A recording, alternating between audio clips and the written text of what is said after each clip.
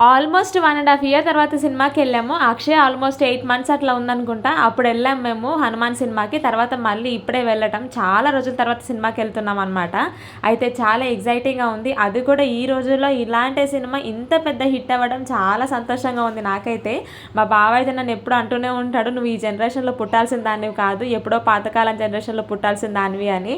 ఎందుకంటే సినిమా చూస్తున్నంత సేపు నేను భక్తిలో మునిగి తేలాననమాట. ఇంతకీ మేమేం సినిమాకెళ్ళామో మీకు ఇప్పటికీ అర్థమైపోయి ఉంటుంది మా పిల్లలు పెట్టుకున్న 3D క్లాసెస్ చూసి. నిజంగా ఈ జనరేషన్లో ఇలాంటి సినిమాలు రావడం, ఇంత పెద్ద హిట్ అవ్వడం చాలా సంతోషంగా ఉంది అసలు.